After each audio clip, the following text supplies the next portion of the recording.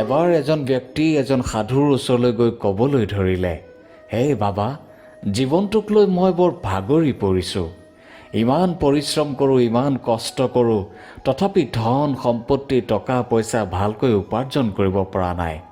কেতিয়াবা এনেই লাগে যেন জীৱনটোৱে মোক যথেষ্ট কষ্ট দিছে, সেয়েহে ইয়াক ত্যাগহে কৰিম নেকি? এয়া কেৱল মোৰ লগতেই হৈছে নে এই সংসাৰত আৰু কোনোবা আছে যিয়ে মোৰ দৰে কষ্ট পাইছে? ইয়াৰ সমাধান কি বাবা? তেতিয়া সাধুজনে ক'লে, মই আপোনাক একো উপায় নিদিওঁ।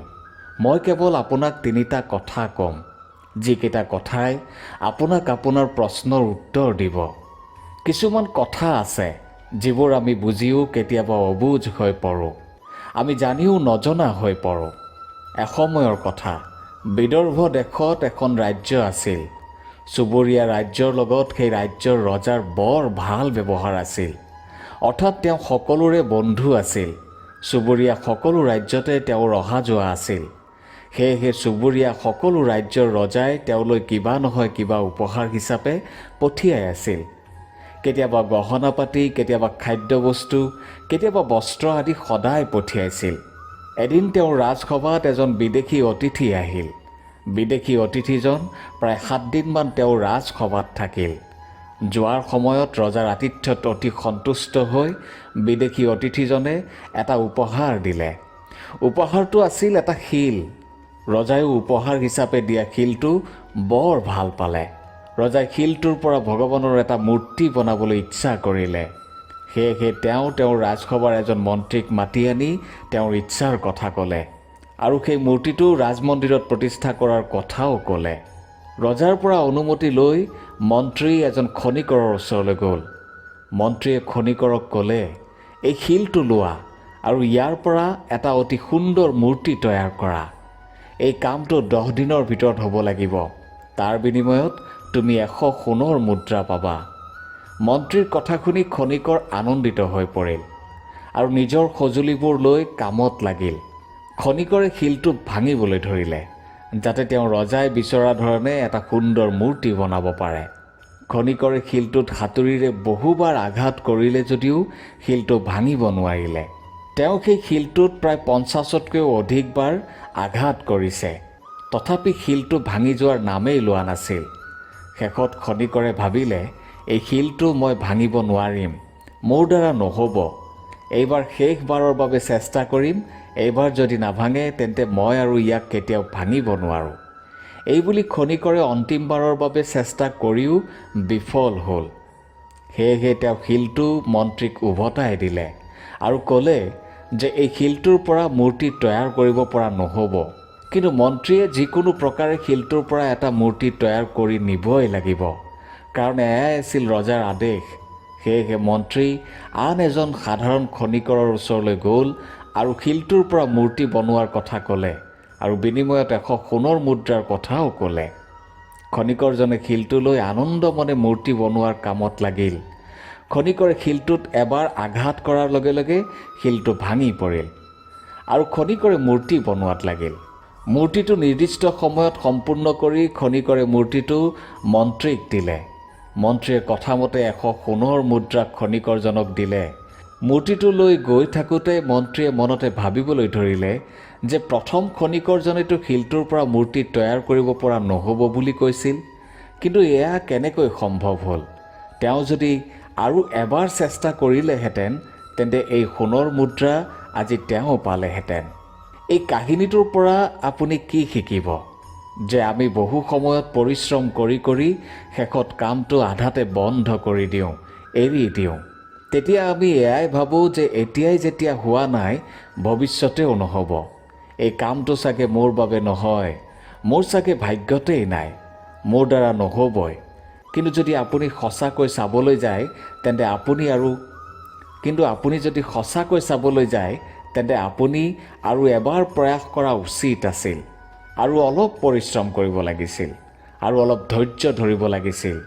যেতিয়া আপুনি কামটো কৰা বন্ধ কৰিছে, কিজানি তাৰ পিছৰ বাৰৰ প্ৰচেষ্টাত কামটো হ'লহেঁতেন।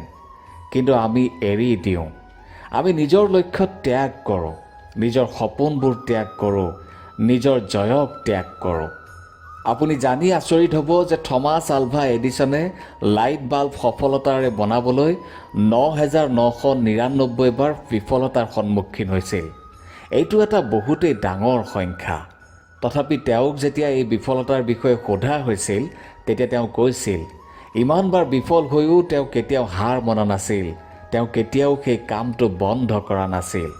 আৰু এই বিফলতা আচলতে তেওঁৰ বাবে বিফলতা নাছিল। তেওঁ কৈছিল যে মই সেই বিফলতাৰ পৰা এটা কথা শিকিছিলোঁ যে এইকেইটা উপায়েৰে বাল্ব বনাব নোৱাৰি। এয়া মোৰ বাবে বিফলতা নাছিল বা মোৰ বাবে পৰাজয় নাছিল, এয়া আছিল মোৰ বাবে সফল হোৱাত সহায় কৰা কেইটামান উপায়। ইয়াৰ অৰ্থ এয়াই যে কিছু সময়লৈ যদি আপোনাৰ কামটো হোৱা নাই তেন্তে তাৰ অৰ্থ এয়া নহয় যে আপুনি আধাতে কামটো সামৰিব, আপুনি ৰৈ যাব। কাৰণ পৰিশ্ৰমে প্ৰভাৱ দেখুৱাবই। পৰিশ্ৰম কেতিয়াও বিফলে নাযায়। কোনোবাই হয়তো সোনকালে তাৰ ফল পায় আৰু কোনোবাই হয়তো পলমকৈ তাৰ ফল পায়, কিন্তু ফল পাবই। গতিকে হাৰ নামানিব, পৰিশ্ৰম কৰি যাওক, সদায় নতুন নতুন উপায় উদ্ভাৱন কৰক যাতে আপোনাৰ কামটো সম্পূৰ্ণ হয়, যাতে আপুনি লক্ষ্য পায়। যদি আপুনি ৰৈ যায় তেন্তে সেই যে সোণৰ মুদ্ৰা সেয়া আন কোনোবাই লৈ যাব। মানুহৰ এটা অভ্যাস, আমি সদায় আনৰ ভুলটোহে দেখোঁ, আনৰ গাতহে অভাৱ দেখোঁ। আন মানুহৰ কথাটো বাদেই দিয়ক, আমি ভগৱানৰো ভুল ধৰোঁ, ভগৱানৰো ভুল শুদ্ধৰ বিচাৰ কৰোঁ। এবাৰ এজন ব্যক্তি এজন পূজাৰীৰ ওচৰলৈ গ'ল। পূজাৰীজনক প্ৰণাম জনাই ব্যক্তিজনে ক'বলৈ ধৰিলে, হে পূজাৰী, আপুনি মানকেই বা নামানক, আপোনাৰ ভগৱানৰ কিন্তু বুদ্ধিমত্তা অলপ কম আছে। তেতিয়া পূজাৰীজনে ক'লে, এনেকুৱা নেকি? বাৰু যি কি নহওক, অলপতো আছে। ভাল হ'ল যে আপুনি মোক জনাই দিলে, নহ'লে মইতো ভাবিছিলোঁ ভগৱানৰ অলপো জ্ঞান নায়েই নেকি। তেতিয়া ব্যক্তিজনে ক'লে, আপুনি পূজাৰী হৈ এনে কথা কৈছে? তেতিয়া পূজাৰীয়ে ক'লে, হয়, মই ঠিকেই কৈছোঁ।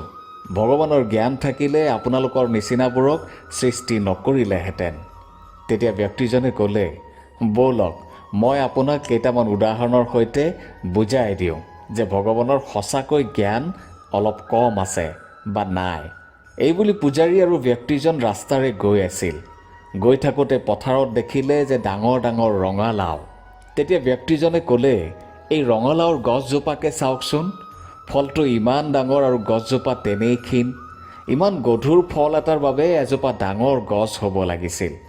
আপুনিয়ে কওকচোন, এয়া বাৰু বুদ্ধিয়কৰ কাম নে? আপুনি কিন্তু এই কথাবোৰ লিখি যাব দেই পূজাৰী।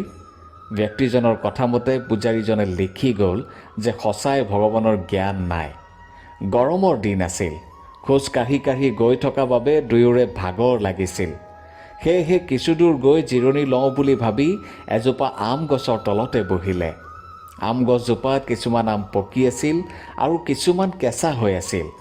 ব্যক্তিজনে আমবোৰ দেখুৱাই পূজাৰীক ক'লে, চাওকচোন, ইমান ডাঙৰ গছজোপা আৰু ফল ইমান সৰু সৰু। এই আম গছজোপাত হ'ব লাগিছিল ৰঙালাও আৰু ৰঙালাও গছজোপাত হ'ব লাগিছিল আম। এয়াও লিখক আপুনি। মৃদু বতাহৰ বাবে ব্যক্তিজনৰ অলপ সময় পিছতে টোপনি আহিল। লাহে লাহে বতাহ অলপ জোৰে বলিবলৈ ধৰিলে। বতাহৰ জোৰত এটা আধা পকা আম আহি ব্যক্তিজনৰ নাকতে পৰিল। ব্যক্তিজনে উচপ খাই উঠিল। তেওঁৰ মূৰটো ঘূৰাবলৈ ধৰিলে। তেতিয়া পূজাৰীয়ে ক'লে, হেৰি মহাশয়, কি হ'ল আপোনাৰ? আপোনাৰ মূৰটো বেছিকৈ ঘূৰাইছে নেকি? ৰ'ব, মই অলপ পানী লৈ আহোঁ। তেতিয়া ব্যক্তিজনে ক'লে, নালাগে নালাগে পূজাৰী, প্ৰথমতে মই লিখিব কোৱা সকলোখিনি মচক। পূজাৰীয়ে ওচৰতে থকা পুখুৰী এটাৰ পৰা পানী আনি ব্যক্তিজনৰ মূৰত দিয়াত ব্যক্তিজনে কিছু সময় পিছত আৰাম পালে। ব্যক্তিজনে ক'বলৈ ধৰিলে, হে পূজাৰী, আজি যদি এই ফলটো আম নহয় ৰঙালাও হ'লহেঁতেন তেন্তে মোৰ নাকটো বাচি থাকিলহেঁতেন নে? নিজৰ বাদে আমি প্ৰত্যেক বস্তুতেই ভুল ধৰোঁ, অভাৱ দেখোঁ। ব্যক্তিয়ে নিজৰ ভুল কেতিয়াও নুলিয়ায়, নিজৰ গাত কি অভাৱ আছে সেয়া কেতিয়াও নেদেখে। কাৰণ নিজৰ ভুল ধৰাটো অতি কঠিন কাম। ব্যক্তিৰ মনটোৱে ভাবে যে ইমান কঠিন কাম কিয় কৰোঁ, তাতকৈ সহজ কাম এটাকে কৰোঁ। আৰু এই সংসাৰত আটাইতকৈ সহজ কাম হৈছে আনৰ ভুল ধৰা। আমি আনক তল কৰিবলৈ চেষ্টা কৰোঁ, কিন্তু যিদিনাই আপুনি নিজৰ ভুলটো দেখিব, নিজৰ মাজত অভাৱ দেখিব, সেইদিনাৰ পৰা আনৰ ভুল ধৰিবলৈ আপোনাৰ হাতত অলপো সময় নাথাকিব। গতিকে আনক শুধৰাবলৈ যোৱাৰ আগত নিজকে শুধৰাওক। কেতিয়াবা কেতিয়াবা আমি পাহৰি যাওঁ যে আমি কোন, আমাৰ ওচৰত কিমান শক্তি আছে, আমাৰ ওচৰত কিমান কৌশল আছে। এবাৰ 9জন ব্যক্তি এখন জংঘলৰ মাজেৰে গৈ আছিল। সেই জংঘলত চোৰ ডকাইতৰ লগতে হিংস্ৰ জন্তুও আছিল। সকলোৱে ইজনে সিজনক কৈছিল যে ভাই, সকলোৱে একেলগে যাবা দেই, যাতে কোনো ডকাইত বা কোনো হিংস্ৰ জন্তুৱে আমাক আক্ৰমণ কৰিব নোৱাৰে, আমাৰ মাজৰ পৰা কাৰোবাক লৈ যাব নোৱাৰে। এনেকৈ তেওঁলোকে জংঘলৰ মাজেৰে গৈ থাকোঁতে ৰাতি হৈ গ'ল। সকলো সম্পূৰ্ণৰূপে সাৱধান হৈ আছিল। কিছু সময় পিছত তেওঁলোকে জংঘলখন পাৰ হ'ল। তেতিয়া সকলোতকৈ আগত যোৱাজনে এজনক ক'লে, এবাৰ গণি চোৱাচোন, আমি আটাইকেইজন আহিছোঁনে? প্ৰথম ব্যক্তিজনৰ কথা মতে এজনে গণিবলৈ ধৰিলে, 1 2 3 4 5 6 7 8। আৰে, আৰু এজন ক'লৈ গ'ল? তেতিয়া আন এজনে গণিবলৈ ধৰিলে, তেওঁ একেই পালে, 1 2 3 4 5 6 7 8। 8জন। আৰে 9 নম্বৰজন ক'লৈ গ'ল? শেষত সকলোৱে গণি এয়াই পালে যে তেওঁলোকৰ কোনোবা এজন নাইকিয়া হ'ল। তেওঁলোকে মনতে ভাবিবলৈ ধৰিলে যে কোনোবা হিংস্ৰ জন্তু বা ডকাইতে এজনক লৈ গ'ল। এনেকৈ ভাবি বহি থাকোঁতে এজন সাধুৱে তেওঁলোকক লগ পালে। তেওঁলোকৰ বিমৰ্ষ মন দেখি সাধুৱে মাত লগালে, কি হ'ল তোমালোকৰ? কিয় এনেকৈ মন মাৰি বহি আছা? তেতিয়া প্ৰথম ব্যক্তিজনে ক'লে, আমি 9জন এই জংঘলৰ মাজেৰে আহি আছিলোঁ, কিন্তু এতিয়া আমাৰ মাজৰ পৰা এজন নাইকিয়া হৈ পৰিল। তেওঁক চাগে কোনো হিংস্ৰ জন্তু বা ডকাইতে লৈ গ'ল। তেতিয়া সাধুৱে ক'লে, তোমালোকতো 9জনেই আছা, তোমালোকৰ এজনে আকৌ এবাৰ গণি চোৱাচোন। সাধুৰ কথা মতে এজনে গণি দেখুৱাই দিলে যে তেওঁলোক 8জনেই আছে। তেতিয়া সাধুৱে আন এজনক গণিবলৈ ক'লে। তেওঁ গণি দেখিলে যে 8জন আছে। তেতিয়া সাধুৱে ব্যক্তিজনৰ আঙুলিটো নিজৰ ফালে দেখুৱাই দি ক'লে, এয়া তোমাৰ সতে 9জন। তেতিয়াহে সকলোৰে মনত হাঁহি বিৰিঙিল আৰু পাই গ'লোঁ বুলি চিঞৰিবলৈ ধৰিলে। তেতিয়া সাধুজনে ক'লে, পাই যাবলৈ তোমালোকনো ক'ত হেৰাইছা? তুমি কি বিচাৰিবলৈ চেষ্টা কৰিছা? তুমি কি নতুন কিবা এটা কৰিব বিচাৰিছা নেকি? তুমি কি নতুন কিবা এটা গম পাব বিচাৰিছা নেকি? তুমি কি নতুন কিবা এটা হ'ব বিচাৰিছা নেকি?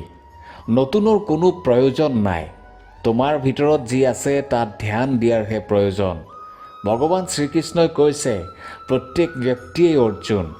কেৱল তেওঁ মনত পেলোৱাৰ প্ৰয়োজন যে তেওঁ অৰ্জুন। তোমাৰ ভিতৰতে সকলো শক্তি আছে, সকলো জ্ঞান আছে, মাত্ৰ প্ৰয়োজন নিজক আৱিষ্কাৰ কৰাৰ। কথাখিনি কোৱা শেষ কৰি সাধুজনে ব্যক্তিজনক সুধিলে, এতিয়া চাগে আপুনি আপোনাৰ প্ৰশ্নকেইটাৰ উত্তৰ পালে? তেতিয়া ব্যক্তিজনে ক'লে, হয় বাবা, আপুনি ঠিকেই কৈছে। আপোনাৰ কথাকেইটাই মোক যথেষ্ট উৎসাহিত কৰিছে। পৰিশ্ৰম কৰি থকা কামটো কেতিয়াও আধাতে সামৰিব নালাগে। আনৰ ভুল শুধৰোৱাৰ আগত নিজৰ ভুলবোৰ শুধৰোৱা উচিত। আৰু আমি নিজক চিনি পোৱা উচিত যে আমাৰ ভিতৰত কি শক্তি আছে, কি কৌশল আছে। কাৰণ যি আছে সেয়া আমাৰ ভিতৰতেই আছে। নতুন বুলিবলৈ একো নাই। আমি আমাক নিজকে নতুনত্ব প্ৰদান কৰিব লাগিব। আপোনাক অশেষ ধন্যবাদ বাবা, আপোনাক অশেষ ধন্যবাদ।